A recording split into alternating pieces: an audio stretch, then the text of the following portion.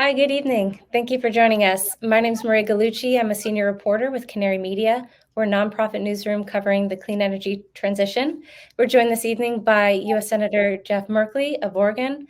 We're here to talk about how to rein in American exports of liquefied natural gas, or LNG, especially given that U.S. export capacity is on track to double potentially by 2027. Senator, thank you for joining us. You're welcome, Maria. Good to be with you. And just a note to our audience, we will not be having a question and answer session at the end, and we will be posting a recording of this conversation as soon as possible after we wrap up. Senator, I wanted to kick us off by discussing the letter that you and over 60 congressional colleagues recently sent to the Department of Energy, in which you outline the threats that posed by issuing new licenses for LNG exports. Why did you feel that it was important to send that letter to the Department of Energy? Well, if I back up a little bit from that letter, there's an underlying body of evidence that is changing how we think about fossil gas. And I use the term fossil gas instead of natural gas. There's nothing much natural by the time you frack it and pull it out of the ground. And that is, if we turn the clock maybe 20 years ago, people thought, well, fossil gas produces more energy with less carbon dioxide, maybe as much as half as much at the point of combustion. So won't this be a great bridge to renewables? Well, as we've learned more and more about the science of the life cycle of fossil gas, including how it's fracked, how it's moved through pipelines, and then if it's turned into LNG, how it's liquefied, the energy it takes to ship it, the energy it takes to rethaw it, the energy it takes to put it into the pipeline in the receiving country, the leaks in the receiving country, that whole vision. Well, we find out that the whole story is wrong. That whole assumption is wrong.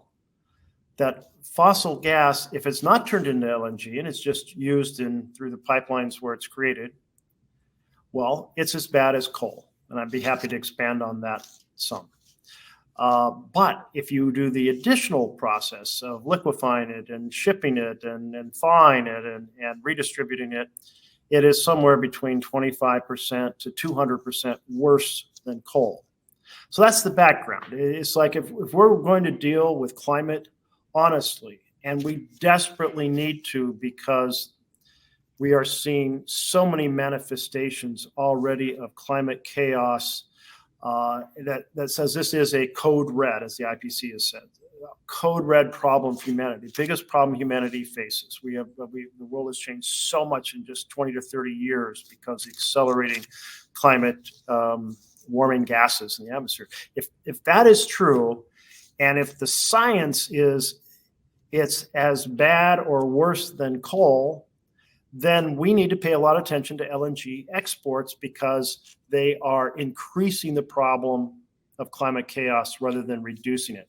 That's why we sent the letter, because FERC is supposed to take into account the science and determine, is an export facility in the public interest and is there a, quote, need? And they basically don't consider either of those. They just rubber stamp every single project and find some way to say, of course, every project is needed. Of course, every project's in the public interest. So the letter is saying that's not okay. You have a responsibility under the law for public interest, a responsibility to show need, and that means you need to completely revamp how you're evaluating these proposals. And have you spoken directly with people on President Biden's team about the LNG export issue? And if you have, what are you hearing? Oh, yes. I think they're quite tired of hearing from me about it. So Team Biden has taken, when it comes to energy, an all-the-above approach. Now, we heard that initially with President Obama. But President Obama went through the process of slowly coming to terms with all the above won't help us save the planet from climate chaos. And so he eventually agreed to do no more drilling in the Gulf, to do more drilling basically on public lands, and after a lot of persuasion, to block the Keystone pipeline. Well, that took a significant effort in advocacy, because the easiest thing in terms of the American economy and the power of the fossil fuel industry is simply to say yes. So when President Biden campaigned, he campaigned on the tail end of Obama's legacy, basically saying no more drilling. But once he was in office, he adopted back the all the above approach, which meant, yes, supporting subsidies to do renewable energy more quickly, but also doing a massive lease in the Gulf of Mexico, far beyond what the law required, putting in a $25 billion loan guarantee for a pipeline in Alaska, greenlighting an LNG export facility in Alaska, proceeding to greenlight the Willow project on the North Slope in Alaska, absolutely refusing, despite 2 governors and 6 senators and 3 attorney generals on the West Coast all weighing in about the gas transmission Northwest Excel pipeline, GTN Express, and saying it doesn't meet the standards. We couldn't get the administration to say one word to FERC about not approving that pipeline. And then there's the Mountain Valley pipeline. So essentially what we've seen is all the above, including really advocating for increased exports of LNG. Now, currently, we have 7 LNG export facilities, and another 8 have already been approved. And there's another one coming up for approval, and that is CP2. And CP2 will be before FERC possibly next week, possibly in a month, and then it will also be before the administration. And just that one export facility, CP2, would be equivalent to putting about 40 million cars on the road. This also raises, and I hope you'll ask me more about that, how this completely undermines U.S. leadership on the global challenge of climate. If we're in the all the above category, greenlighting fossil fuel project after fossil fuel project, advocating for a massive expansion of the transshipment of fossil gas, then certainly the rest of the world here's a difference, does not see the power of our example when it comes to tackling the climate challenge. Could you elaborate more on CP2 as a project? It's, of course, in Louisiana, proposed for a massive expansion. What sort of, just expand on what your concerns are with that particular project? Yes, well, it's the next one in line to be considered for approval. And so it's an opportunity for the administration to shift gears. And the administration, there's 2 kind of pressure points or stages. One is that you have the Federal Energy Regulatory Commission, or FERC, that rubber stamps everything. And so they'll undoubtedly say it's in the public interest. They'll say it meets a need, even though we already have 7 export facilities. We have 8 more that are approved. They'll somehow say, sure, why not? Because it's a captured agency. It's a puppet agency. It completely fails. It gets an F for actually doing the job it's assigned to do under the law. It never takes seriously the standards it's supposed to measure. It's just a rubber stamp. Okay, so that's FERC. That's the first piece. The second piece is that the administration, under the law, can only allow, or the companies are only allowed to export to free trade agreement countries, FTA countries. But a lot of the demand for fossil gas, LNG, is in countries like China and Japan and Europe, which are not free trade agreement. And the only way that the gas gets shipped to those countries is through the president granting a waiver. So this means the Biden administration could say no to the project by not granting that waiver, because nothing is going to be built. These are multi-billion-dollar projects. Nothing will be built if you can't line up the customers that are going to buy that gas from that project. And certainly given how many other LNG facilities have already been approved, you're not going to, if you can't include non-FTA countries as potential customers, you're not going to be able to sell that gas. You're not going to be able to build the operation. So that waiver power of the president is the second major opportunity for the president to weigh in and reorder how we think about the liquefied natural gas, or as I prefer to say, liquefied fossil gas exports. And what can be done to kind of put pressure on put pressure on the Biden administration to kind of reconsider how it is approving those waivers? What can Congress in particular do? Okay, well, let's start with Congress. Congress is going to do nothing. You have a House run by the Republicans, the biggest massive influencer through their campaign donations and through their dark money campaigns for the Republican Party is the fossil gas industry. So there's no way legislation is going to happen. And to be fair, the gas companies have a lot of influence on the Democratic side of the aisle too, particularly in gas producing states.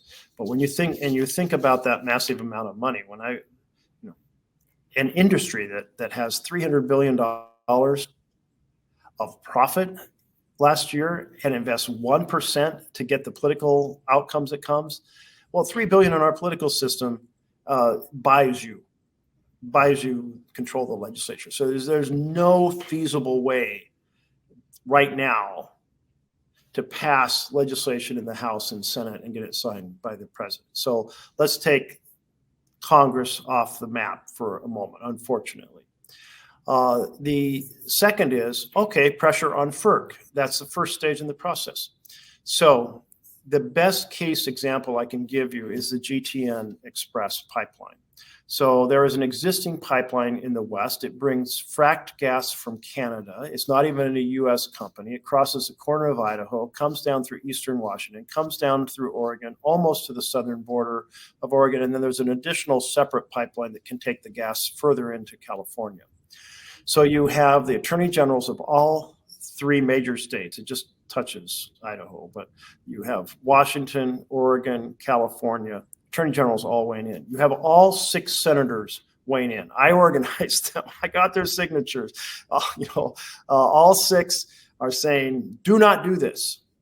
All 6 are saying to the administration, this matters to us. There is no need. Weigh in with FERC. You've got 2 of the governors of Oregon and Washington weighing in, saying the same thing. And the administration is deaf. Absolutely being lobbied from all of these influencers, and they're like, no, thank you. We don't want to tell FERC what to do. They said we never weigh in with FERC. So we showed them the letter that they had written weighing in with FERC in favor of the Mountain Valley Pipeline. Said, you do weigh in with FERC. So you weigh in favor of a fossil project. Weigh in, and for the reasons we've given you all of this data, all of this information, there is nothing that would constitute need here. This is not a U.S. company making money. It's a Canadian company. It's not gas produced in the United States. It's not American jobs. It alone is equivalent to putting 644,000 cars on the road. It completely destroys the climate goals of Washington and Oregon, climate goals that the administration is asking states to make. And still, the administration absolutely refused to weigh in. So, in this case, because that was an expansion of an existing pipeline, there's an existing pipeline, the new pipeline, the expanded pipeline, more highly pressurized pipeline, has that name, GTN Express. It wasn't even a lot of construction jobs because you're not building a new pipeline. So for all those reasons, this was an easier political lift, because it did involve a massive new pipeline that the construction trades have a huge stake in. It did involve jobs, and particularly kind of the electrification of the new pumping stations, so forth. But compared to a new pipeline, a modest, still the administration would not take a position. So that's the FERC. Well, how can we get FERC to move? Well, grassroots organizations have little influence with FERC. What we have seen is when the grassroots organizations can proceed to lobby the administration through protests, and that's easier on a new construction. That's easier on new construction. That means that people are standing in front of bulldozers. That means people are camping out for months through cold winters saying this is wrong for this reason or that reason. It becomes a national news issue. The press shows up. So you need the press, you need grassroots pressure. You have to make it a major fight. Maybe then you can get the attention administration. And that's what happened with Keystone in terms of the Obama eventual opposition. But that's what it would take. And do you think that level of activism as well is kind of necessary in terms of potentially stopping the expansion of these proposed or approved LNG export terminals as well? Yes, I think so. And I think there is a lot more understanding that's growing about the falsehoods that the American public been sold about gas being part of the solution, part of a bridge to a better future. Just recently, I heard a major international negotiator for the U.S. say the same myth, that fossil gas is twice as good as coal in terms of its climate impact. That's true only at the point of combustion, and if you don't take into all the methane that is leaked in the production and transportation of gas. And what we've seen, I'm just going to delve into that science for a moment, is studies have now shown that if there's even 0.2% leakage in a methane pipeline system, a fossil gas distribution system, it's as bad as coal, because methane is such a higher ounce for ounce trapper of heat than carbon dioxide. So whatever less carbon dioxide you have at the point of combustion is more than made up for by the methane that's leaked. And that's taking a look over a 20-year horizon. Okay, so that's the case there, but then you throw in the LNG, that extra energy, and a study has just come out. It's now in peer review, so I'll just stipulate that it hasn't been peer reviewed yet, but I've seen a lot of the details of the study.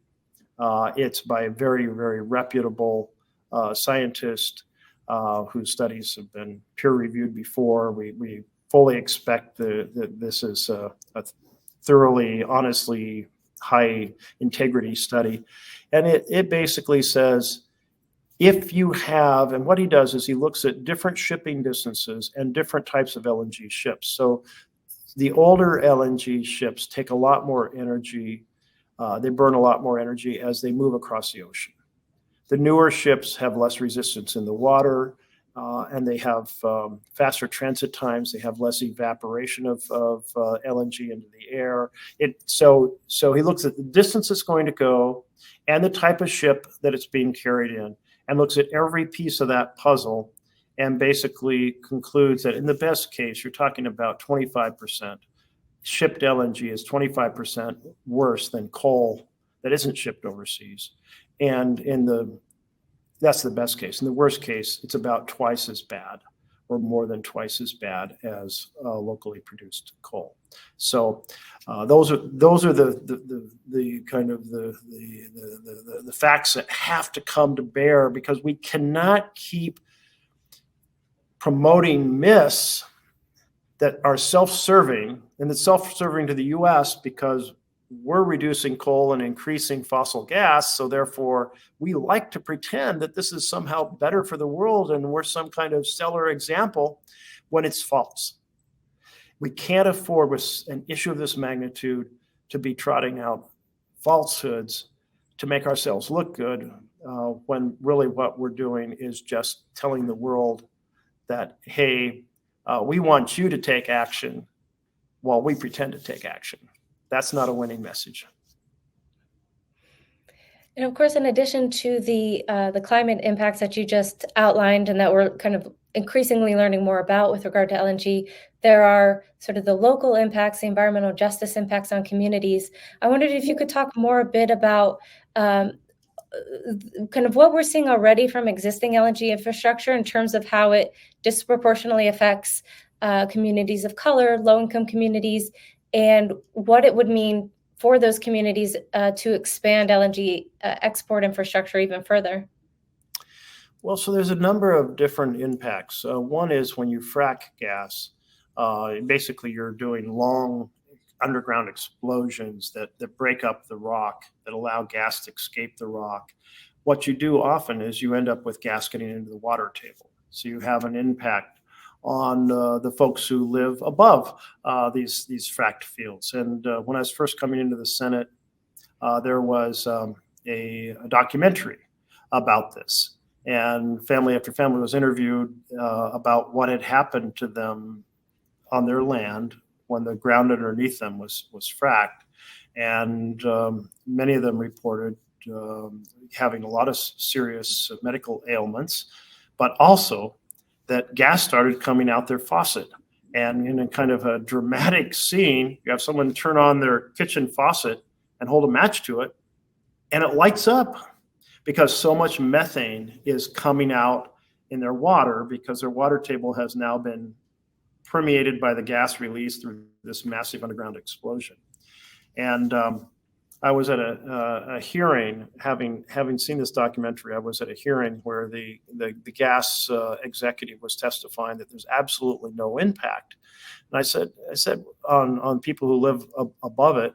And I said, well, wait, I've seen this documentary and it's pretty dramatic.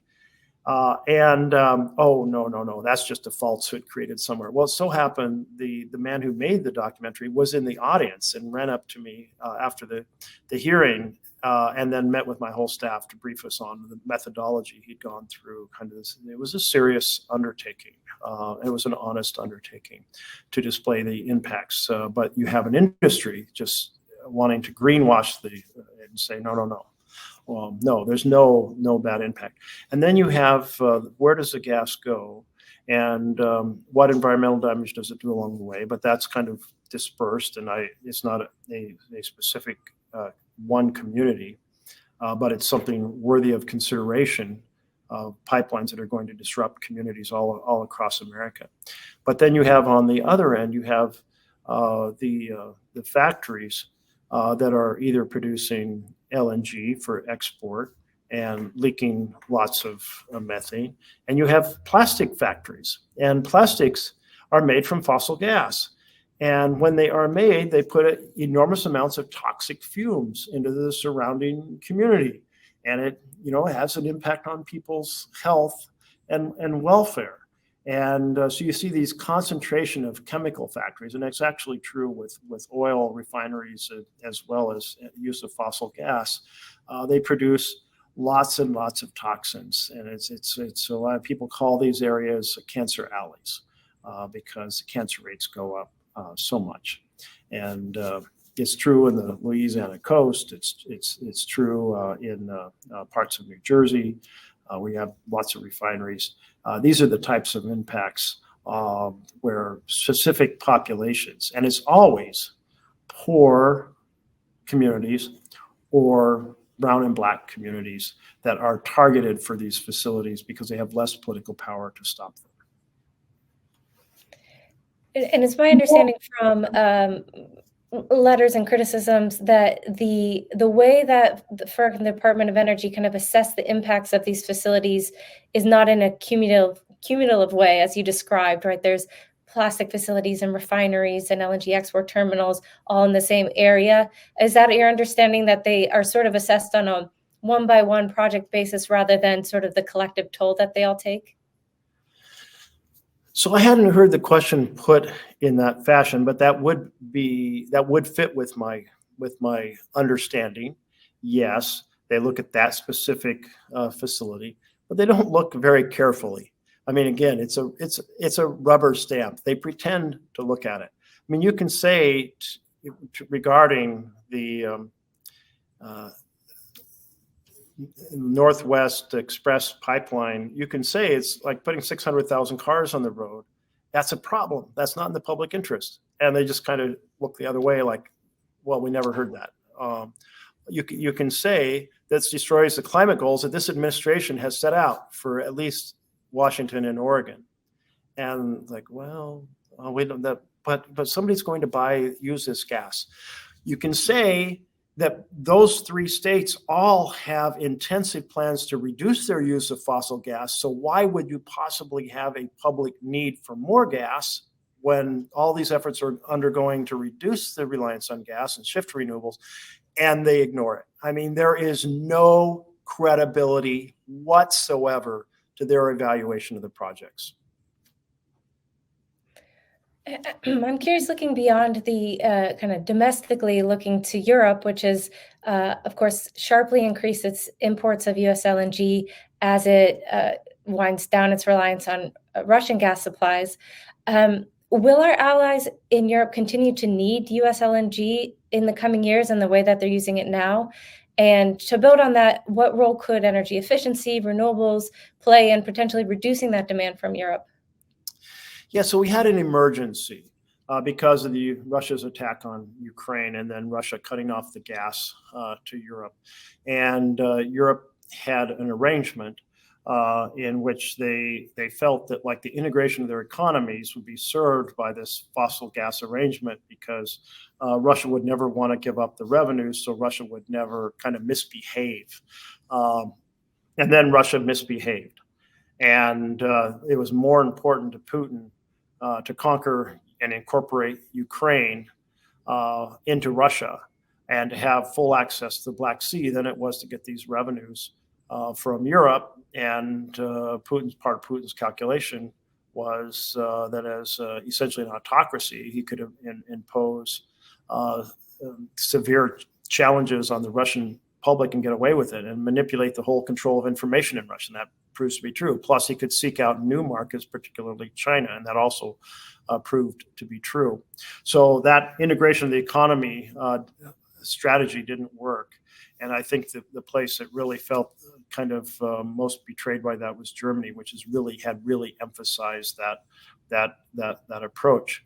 But because the gas disappeared essentially overnight, it was very helpful to Europe to bring some of the fossil gas, liquefied fossil gas coming out of our existing 7 LNG export facilities to Europe to help them put more gas into their system to address that emergency. That doesn't require new additional LNG facilities, but it was a significant market for existing LNG export. Then, to your question, does Europe need this forever? And the answer is no. Europe is trying to dramatically reduce their reliance on fossil gas because they know, as we know when we're honest about it, that we can't possibly reduce the impact on climate if we're continuing to use fossils. So we have to phase them out. And that means heat pumps and using electricity to heat buildings and producing that electricity with renewable energy. And that is the path to save the planet. And let me emphasize here what a short time we have to enact massive change. If you take the goal that the international community has cited time and time again of restricting climate change to a worldwide average of 1.5 degrees centigrade, we are already over 1 degree centigrade. And at our current level of burning fossil fuels, we will burn enough fossil fuels in the next 6 years to guarantee we go over 1.5 degrees. So we are already on the brink.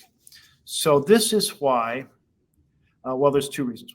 This is one factor, kind of the carbon budget, and that we're accelerating beyond what can possibly be absorbed without going over 1.5 degrees. A second factor is we are seeing the realization of climate chaos every single day. But we have dramatic events that stand out. This year, dramatic event, the ocean off the coast of Florida was over 100 degrees. Senator, I hate to interrupt you, and I'm afraid we might get cut off shortly. This webinar has actually flown by, and I've really enjoyed this conversation. I'm so sorry to interrupt, but thank you so much for your time. Really appreciated your insights, and I hope everybody listening has a great rest of your day. Thank you, and take care, and let's get to renewables very quickly.